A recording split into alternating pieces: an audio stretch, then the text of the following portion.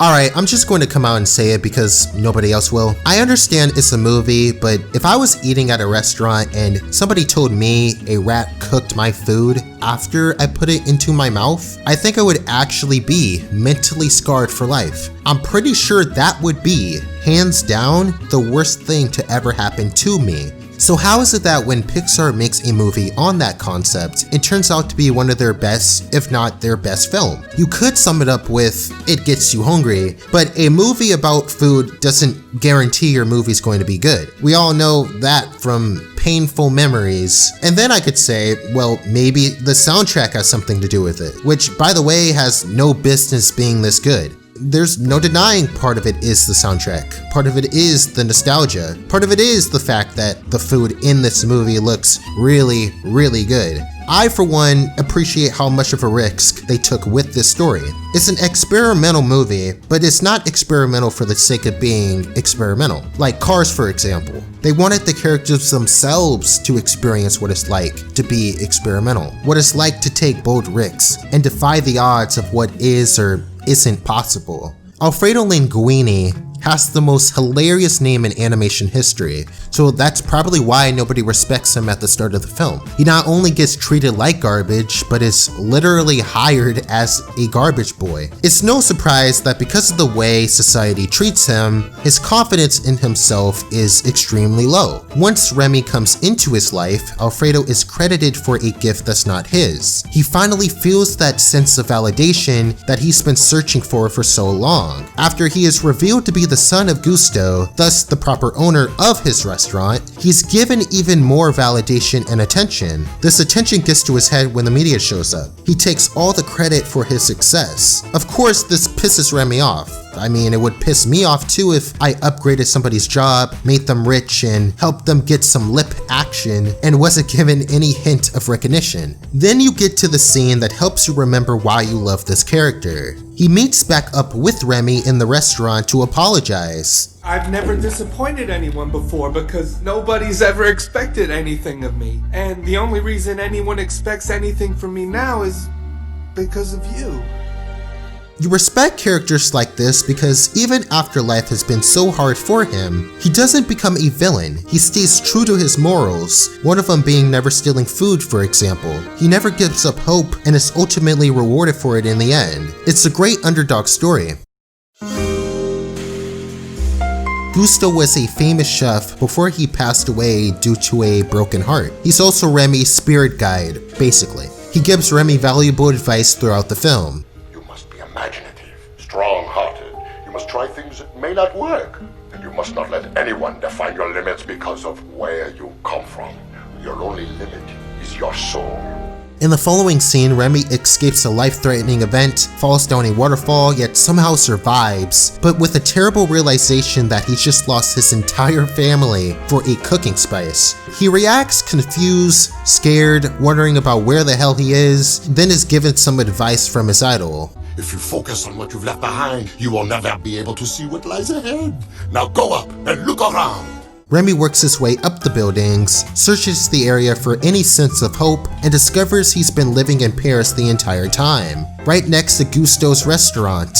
It's a great reminder that sometimes the dream is right in front of our noses, just begging for us to realize it. Remy's dad likes to buy into this idea that rats are who they are and that's the way it is. They're supposed to despise humanity, steal their food, and stay as far away from them as possible. Remy is the wokest rat in their clan who sees great potential in ignoring the rules. All we do is take, Dad. I'm tired of taking. I want to make things. I want to add something to this world. Remy has important choices throughout the movie. Here, his dad shows him an intimidating representation of how their kind is treated. Remy has a choice between risking his life for the sake of pursuing his purpose and ultimately evolving the way humanity looks at his kind, or to play it safe by accepting the world for how it is. Just when his dad thinks he's convinced him of his harsh reality, Remy takes a stand to say, no, screw that, I'm going to do something about this. You can't change nature. Change is nature, Dad. The part that we can influence.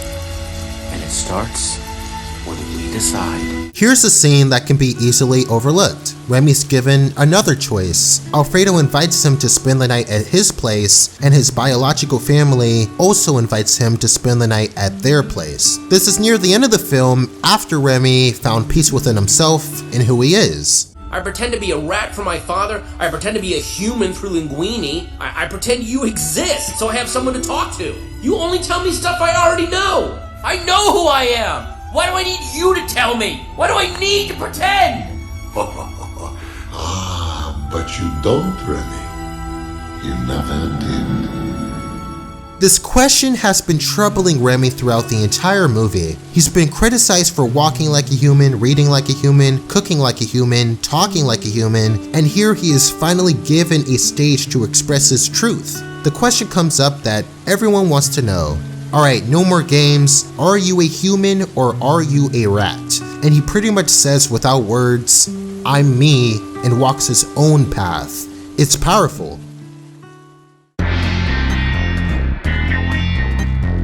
Anton Ego is labeled as the secondary antagonist of the movie, but he's not really much of a villain. He's just very picky about his food selection. As a kid, you don't really think anything much of his backstory, but once you realize his motivation, he becomes the most interesting character. I mean, first off, if I had a job as a food critic, constantly faking an ungrateful persona in order to remain relevant, I would be miserable and depressed too. But in this case, Ego's personality is not fake, it's genuine, and there's a reason for that. Nobody could ever replicate the magic of his mother's cooking. My theory is she passed away sometime during his childhood, hence his passive-aggressive behavior. Because his heart was broken as a kid, he spends his life breaking other people's hearts. He believes nobody can cook, but why would he believe such an outrageous claim? While the food he critiques may be acceptable to the average consumer, to him, they're all missing one secret ingredient: love. Since the Ratatouille dish is made with love, it reminds Ego of the same type of love his mother had for him. The easiest way for an artist to impact his or her supporters is to make their art with love. That's why certain celebrities inspire us. That's how certain movies make us cry. That's how to win over the heart of someone who normally wouldn't give you a shot. After Alfredo takes him on a tour of the rat-infested restaurant, he gives a very mysterious yet profound review. In many ways, the work of a critic is easy. We risk very little, yet enjoy a position over those who offer up their work and themselves to our judgment. We thrive on negative criticism, which is fun to write and to read. But the bitter truth we critics must face is that in the grand scheme of things, the average piece of drama is probably more meaningful than our criticism designating it so. But there are times when a critic truly risks something, and that is in the discovery and defense of the new. The world is often unkind to new talent, new creations. The new needs friends. Not everyone can become a great artist, but a great artist can come from anywhere.